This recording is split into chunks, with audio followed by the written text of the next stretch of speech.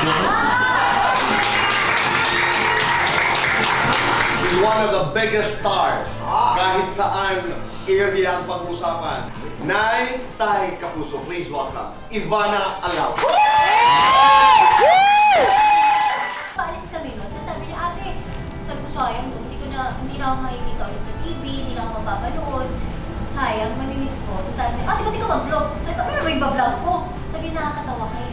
Nakakatawa. Kasi parang, ako, ganyan talaga yung ugali ko sa bahay. Lagi ako nagpa-prank, lagi ako makulit. Yun po talaga. Tapos sabi niya, tara, shoot kita, tapos edit ko, tapos upload natin. Yung hiya ko talaga ako maglabas ng camera at mag-shoot. Kasi feeling ko papagalitan ako. O, sino ka ba para maglabas ng camera? Bawal mo, wala kang permit.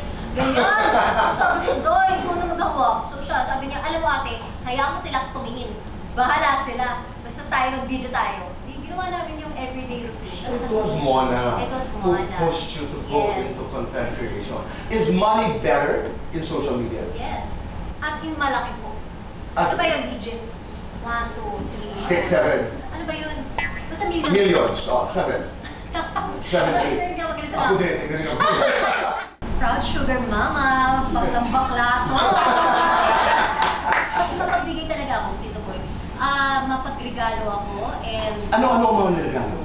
More on mga pagkain, gas, ganyan. Pera, pang-allowance, o di mo kaya, allowance. Hindi siya makakwapo.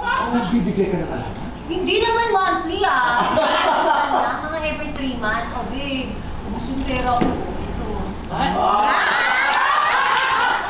Ito yung good boy, naughty boy. Naughty boy, but sometimes good. Binibaby ka, binibaby mo. Binibaby ako. Guwapo, mayaman. Both. Worst fake news about Ivana. Retokado yung mukha ko, kapal nyo. Wala na. Guilty or not guilty, naligawan ng sikat na artista. Guilty! Guilty or not guilty, naligawan ng politiko. Guilty! Guilty or not guilty, pinormahan ng may asawa. Guilty! Guilty or not guilty, nakatanggap ng indecent proposal. Guilty! Guilty or not guilty, gumastos ng milyon sa isang araw. Guilty! Guilty or not guilty, gumastos para sa lalaki. Guilty! Lights on or lights off? Lights on so you can see everything. Happiness or chocolate? Happiness? Best time for happiness. All the time. Isang sikreto ni Ivana, ano ito? Secret nga, Tito Boy.